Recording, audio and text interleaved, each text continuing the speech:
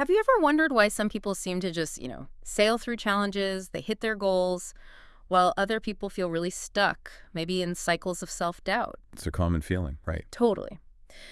So today we're doing a deep dive into this fascinating world of mindset. Mhm. We're going to dig into what a mindset actually is, how it really shapes your reality, and maybe most importantly, how you can intentionally train your mind so it works for you, not against you. Yeah, that's the goal. Our mission here is really to give you a shortcut, a way to get well informed on this a pretty crucial topic.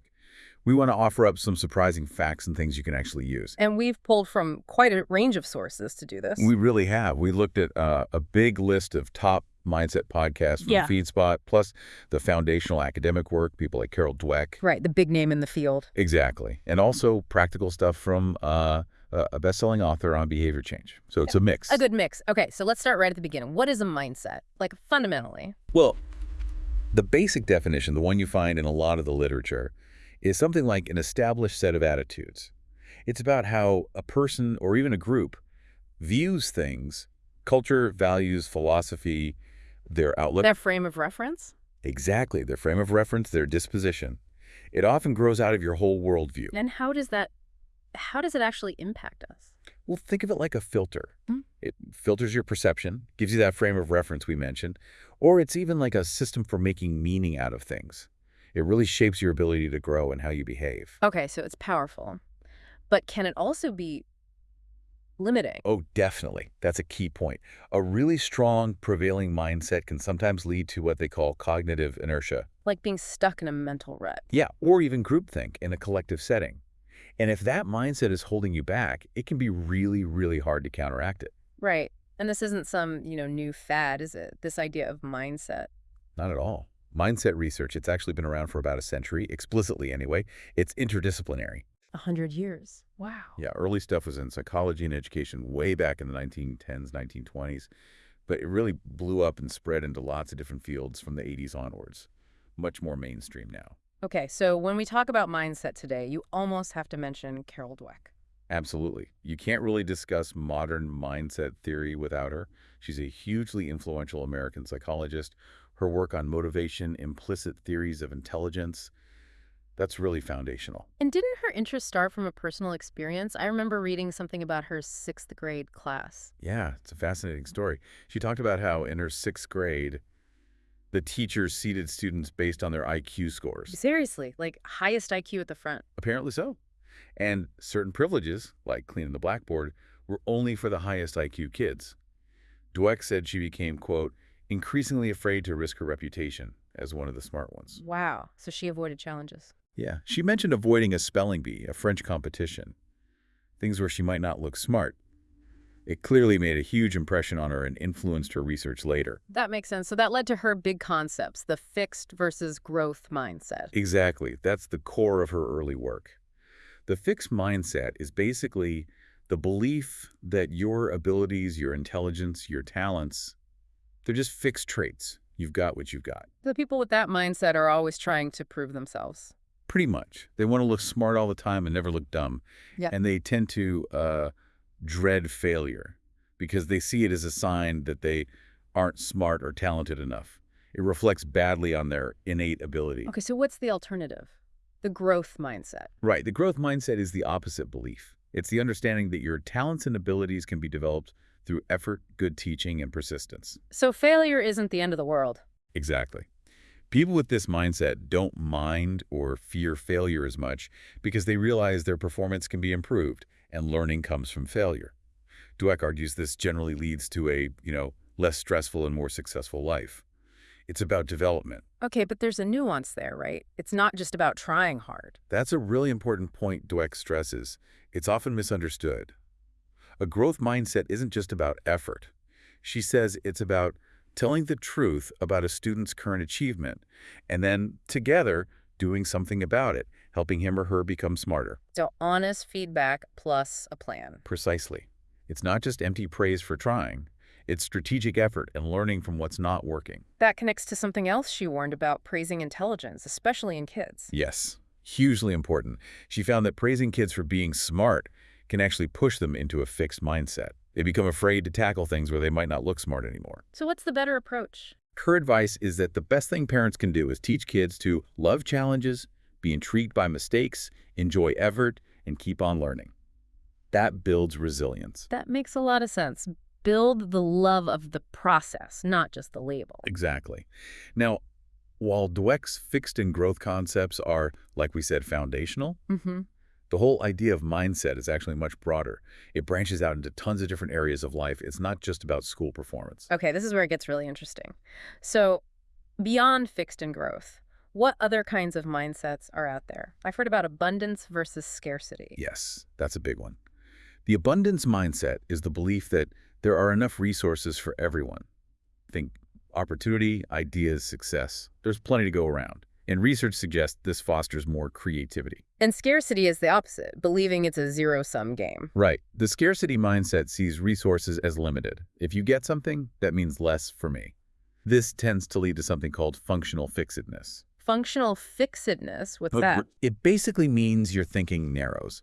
You get stuck on the conventional uses of things, you see fewer possibilities, less creative problem solving, a company hoarding resources versus one sharing ideas, thinking there's always more. Ah, I see. The scarcity view limits innovation.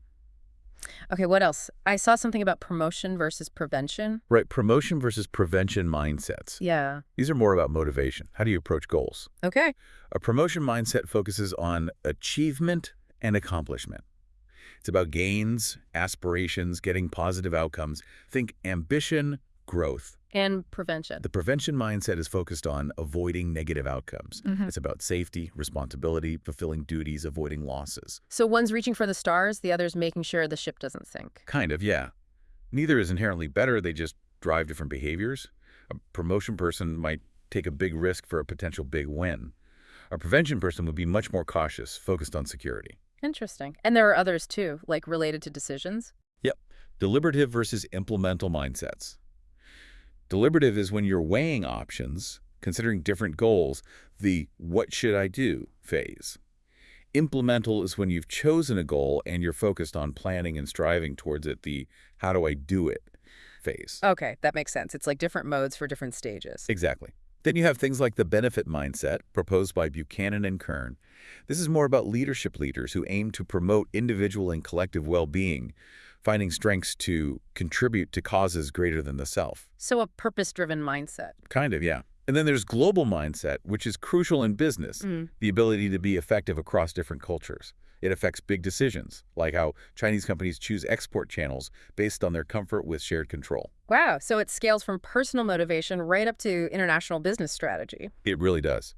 And even history gives us examples, like the Cold War mindset. That was a whole political framework based on military strength, mutual assured destruction. A very specific and arguably limiting way of seeing global security. Absolutely.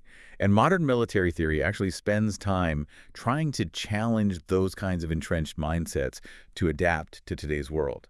It shows how powerful and persistent these collective frames can be. Okay, so these mindsets, fixed growth, abundance, scarcity, all of them, they act like filters. That's a great way to put it. A filter or. Yeah. Here's a practical metaphor we came across.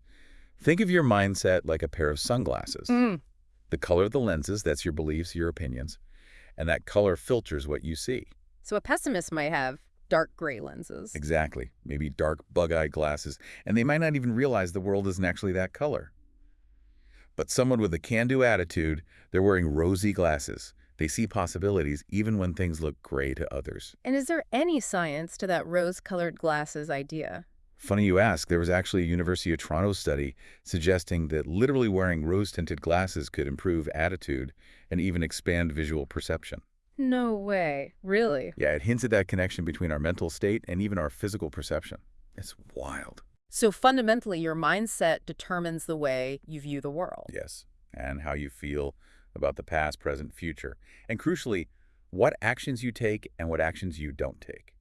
It sets your potential, either limiting it or expanding it. Okay, this feels like a good point to bring in the brain science part, the reticular activating system, RAS. RAS. The RAS, this is where it gets really cool, I think. The reticular activating system. Think of it as the filter in your brain. Another filter. A specific neurological one, or maybe a a bouncer in your brain. Okay, a bouncer. I like that. What does it do? Its job is vital. We're Yeah. bombarded with sensory information constantly, right? Millions of bits per second. Your conscious mind can't handle all that. The RAS decides, like instantly in nanoseconds, what gets through, what's important enough for you to consciously notice. So it filters out most of reality. Pretty much. It lets What? in what it deems relevant based on your current focus, beliefs, goals. Yeah. Your mindset essentially programs it. Have I? Have we experienced this? Is there an example? Oh, absolutely. The classic one is the buying a new car phenomenon. Ah, yeah. You decide you want, say, a new Bronco. Exactly. And suddenly you see Broncos everywhere. Hmm. On the highway, parked on streets, in ads. Right. It feels like they suddenly multiplied overnight. But they didn't. Those Broncos were always there. It's just that once buying a Bronco became important to you, your RAS started highlighting them. It let them through the filter. That's actually proof your brain's wiring can change focus in real time. That's the amazing part. It shows the brain is flexible. Your RAS starts pointing out what you've told it matters. So the key takeaway here is that my brain isn't working against me. Not at all. That's crucial. Yep. It's just responding to where your mindset and all your energy is going. It's trying to help you by focusing on what it thinks is important based on your signals. Okay, so if my mindset is negative or focused on problems, my RAS will helpfully show me more problems. Bingo. It amplifies what you focus on. But the good news is you can intentionally direct that focus. Right, and this isn't about just slapping on a happy face, is it? Like toxic positivity. Definitely not. This isn't about pretending a bad situation is great. It's not putting a positive spin on a shitty situation, as one source put it. That often feels dismissive and unhelpful. So what is it about then? It's about training your mind to work for you, strategically, making it your ally. Because a negative mindset keeps you stuck. Yeah, it often leads to inaction, feeling overwhelmed. But a mindset that's, rosier and more optimistic and empowered, that actually inspires you to take the actions that can change things. Like the student debt example, going from I'm screwed to, okay, how can I figure this out? Exactly. The debt is still real. The feeling of overwhelm might still be there initially. But the I can figure this out mindset opens the door to researching payment plans, budgeting, looking for solutions. The action follows the shift in mindset. That's a really important clarification. And we should also be clear, right, that a positive mindset alone doesn't erase systemic issues. Absolutely critical point. It won't magically fix things like discrimination, poverty, violence. Those are real external barriers. Got it. But it can empower you to face those realities, to deal with them, to find ways to navigate and survive them. It gives you internal resources to manage external challenges. It's about agency within your circumstances. Okay. So how does self-doubt fit into this? That feels like a mindset too. It absolutely functions like one. If you consistently put energy into criticizing yourself, hesitating, focusing on your flaws, guess what your RAS highlights? More evidence of flaws. Yeah. More reasons to doubt. Exactly. Yeah. It interprets that self-criticism as important information and magnifies perceived failures while potentially blocking out or downplaying successes.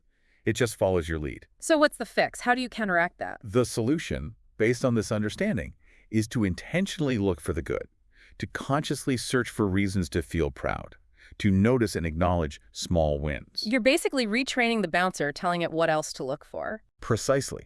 You're giving it new instructions. This connects directly to why things like a gratitude practice can be so powerful.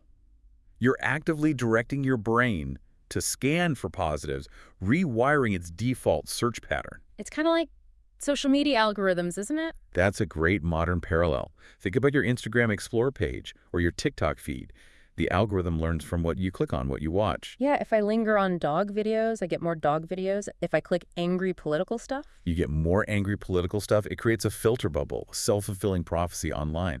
Your RAS does the same thing inside your head based on where you direct your mental energy. Okay, this is powerful stuff. So let's get practical. How do we actually do this training? You mentioned small wins, gratitude, any other tools? Yes. There's a really simple, kind of fun exercise from one of our sources called the Looking for Hearts game. Looking for hearts, like Valentine's hearts. Sort of, but naturally occurring ones. The idea is to make it a daily scavenger hunt. Look for heart shapes in clouds, in the foam on your coffee, maybe a stain on the pavement, a leaf, a pattern in rocks or bricks. Okay, I'm intrigued. What's the point? Just to see hearts. Well, the source is clear. It's not truly a game about finding hearts. It's about training your mind. It's about consciously telling your RAS, hey, I am the boss here, look for this. You're the freaking boss bouncer of the mind. Exactly. So when you spot one a heart shape, the instruction is to pause, stare at it for a second, really savor the moment, and then mentally reward your brain. Reward it. How? Just a little internal acknowledgement, something like, thank you, mind, you just changed in real time, or good job, brain. It sounds silly, maybe, but it reinforces that new neural pathway. And the payoff isn't just seeing more hearts. Right. The payoff is the realization, as you start seeing them more often, that you can change the wiring in your mind. It's tangible proof. It shows you that a whole new world is possible just by shifting your focus. That's a cool, simple exercise. What else? Another really powerful tool is basically thought substitution. Sometimes it's called cognitive bias modification in more formal research. Okay, so catching bad thoughts and swapping them. Essentially, yes. Yeah. Catching those default negative thoughts that pop up and intentionally, consciously swapping them for something better, something more empowering or just more neutral even. Is there a key phrase or example for this? One really potent example given is tackling the what if it doesn't work out spiral. Oh yeah, that one's familiar. It can be paralyzing. Totally. So the substitution, the reframe, is to deliberately ask yourself, what if it does work out? Simple, but Right. yeah, that shifts the energy completely. Right. It moves you from focusing on potential failure and fear, which often leads to inaction, towards possibility and action. What would you do if it worked out? What steps would that involve? It opens things up. But this isn't like a one-time fix, right? And you do this once and you're set. Definitely not.